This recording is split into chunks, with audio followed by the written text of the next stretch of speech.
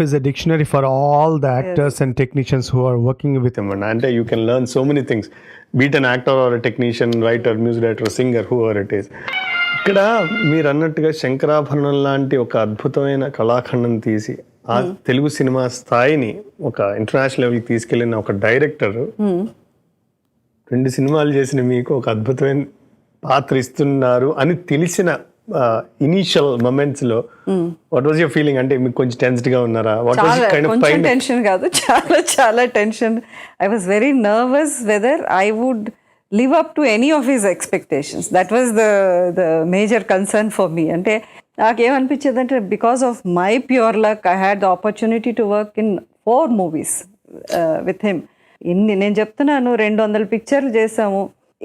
ఎలా అంటే మనం మన ధర్మంలో అనుకుంటా ఎన్నెన్నో పాపాలు చేసి మనం గుడికి వెళ్ళి పుణ్యనదుల్లో వెళ్ళి స్నానం చేసి గుడికి వెళ్ళి దేవుడిని మొక్కుంటే సరే all this sins are washed away అని మన బిలీఫ్. అలాగే నాకు అనిపించేది ఏవేవో పిక్చర్లు చేసాం, మధ్య మధ్యలో విశ్వనాథ్ అవన్నీ కడిగేసుకున్నట్టు అయిపోయింది నాకు. చాలా బాగా. As a maker I get so much elated now.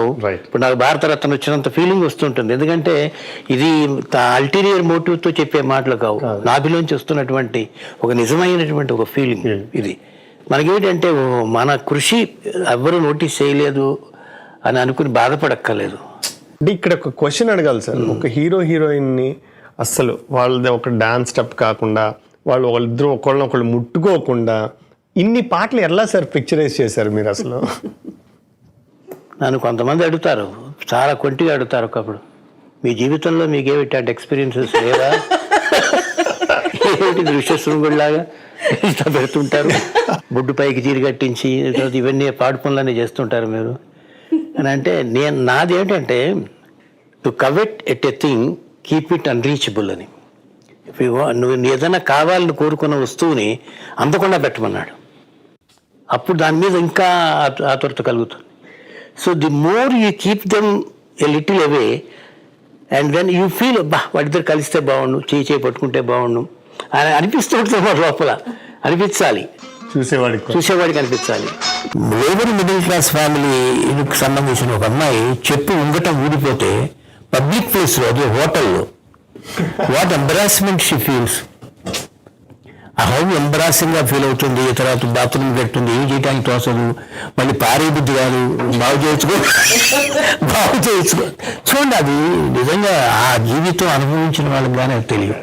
ఆ అమ్మాయి చెప్పు తిరిగిపోయి సుమలత హోటల్కి ఎంటర్ అవుతుంది, ఒక కాఫీ ఆర్డర్ ఇస్తుంది. వీడు ఎక్స్ట్రాగా ఒక స్వీట్ కూడా పట్టుకొచ్చిస్తాడు. నేను స్వీట్ ఆర్డర్ ఇవ్వలేదు అని డబ్బులు చూసుకుంటుంది పుస్తకంలో ఉన్నాయా లేవా ఎంతో అని. కానీ సరిపడా ఉండేసరికి ఫోన్లే అనుకుంటుంది. మధ్య మధ్యలో అమ్మాయి ఊడిపోయిన చెప్పుని చూసుకుంటూ ఉంటుంది, ఇబ్బంది పడుతుంటుంది, చెప్తే రాని చెల్లాలని. వాడు తీసుకొచ్చి బిల్లు లేదు, కాఫీ అనండి మీరు, ఇది మా ట్రీటు, ఓన్లీ మీరు ఆర్డర్ ఇచ్చిన కాఫీ మాత్రం బిల్లు తీసుకోండి, ఇదిగోండి చేంజ్, ఇదిగోండి కవర్ అంటాడు. కవర్ ఏంటి? మీకు చెప్పు పెట్టుకోవడానికి.